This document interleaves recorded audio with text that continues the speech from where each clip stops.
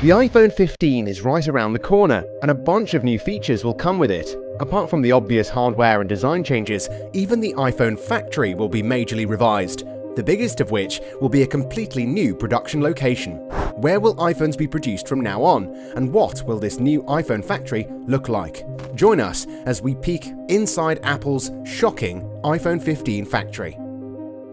The iPhone was an instant hit ever since it originally came out. Even though it was always one of the most expensive phones on the market, the iPhone brand was, and still is, the most sought-after brand in the business. This is because they were always beautifully designed pieces of everyday technology that have been made to a high standard, with high-quality materials and impeccable fit and finish. The high-quality exterior of the phone has also been complemented by high-end hardware, and by far the most stable mobile OS on the market. What do you think of the iOS? Do you like the fact that it's stable, or do you prefer the modularity of the Android OS? Be sure to let us know in the comments section down below. All of this makes it all the more surprising to know that the iPhones have almost exclusively been assembled in China ever since the original one. More than 150 production facilities owned by Apple are located in China, and the biggest one is by far the Foxconn Zhengzhou factory, which employs over 350,000 workers. The whole complex is so enormous, in fact, that it's widely known as the iPhone City. If you own an iPhone, chances are that it came from here, as more than 500,000 phones are made by Foxconn Zhengzhou daily. Granted, this is only during summer, before the official release of the upcoming iPhone, but putting out 350 iPhones a minute is extremely impressive. Overall, the iPhone City accounts for more than half of the total iPhones produced. The Zhengzhou isn't the only factory complex that Apple has at its disposal, but it is by far the most venerable one, as it localizes a lot of different production processes into a singular location, which significantly speeds up processes and almost completely cuts off any shipping and transportation costs. However, in the past couple of years, the relations between China and the US have been less than ideal, especially after China decided to support Russia. There were also a couple of strikes and revolts that halted production of the iPhone a couple of times during the past year. Apple has therefore decided to reduce its dependency on China as much as possible, until it eventually cut ties with the country completely. And they've already started to look for alternative countries where they'll start manufacturing their products.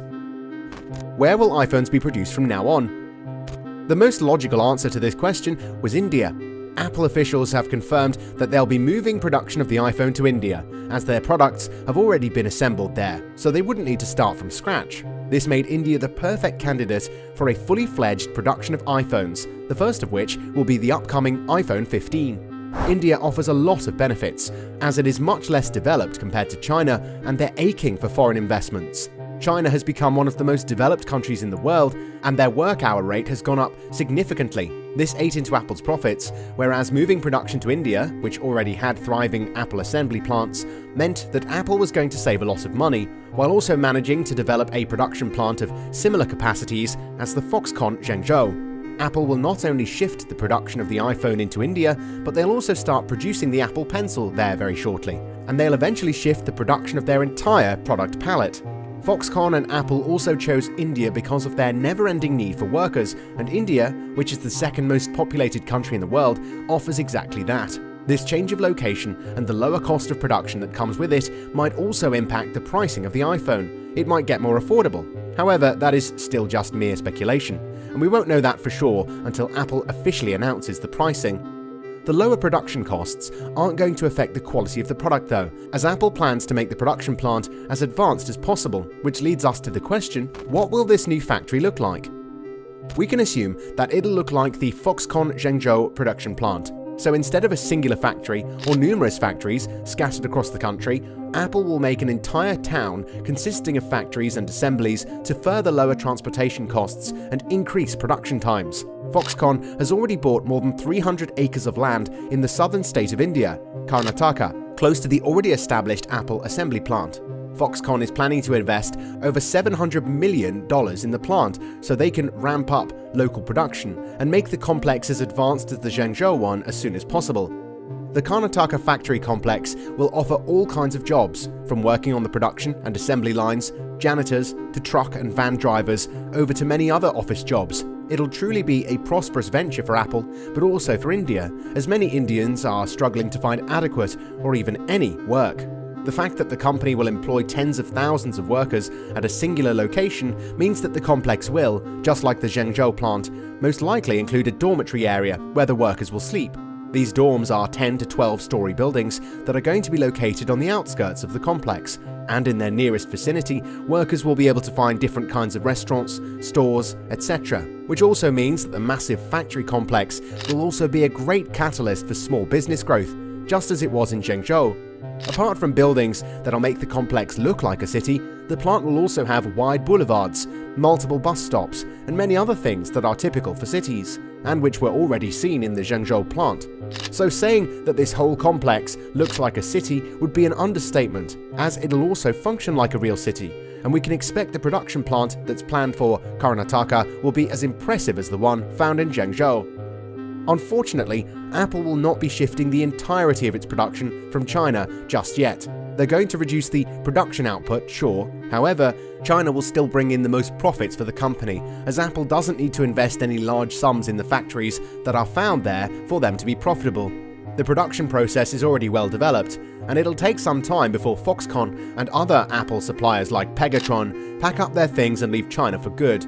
The Karnataka plant is at the moment considerably smaller than the Zhengzhou one, and it'll also employ up to 100,000 workers, which is 3.5 times lower than what the iPhone city employs. Also, even though Apple is thriving towards a complete centralization of production, that simply won't happen, as the parts that are found in iPhones are made in different countries from all over the world, like Germany, China, and even the US.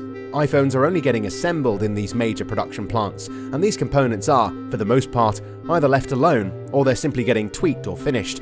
Oh, and there's the problem of strikes that were happening in the iPhone city. Who's to say that similar stuff won't happen in India?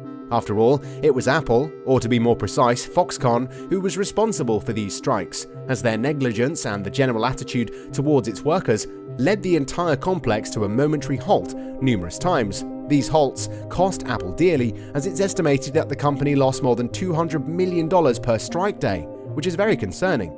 That said, India will see a huge increase in production numbers, as more than 25% of all iPhones produced will come from India. Let's also not mention the fact that Apple plans to open smaller factories and assembly plants too, which will further localize production. Granted, things will still be produced all over the world, however, the total amount of travel that parts need will be reduced. Plus, let's not forget that robots are getting more and more popular by the day, and that the lower number of employees found in the Karnataka plant might be because Apple, alongside many other corporations, plans to implement robots into the production process in the very near future.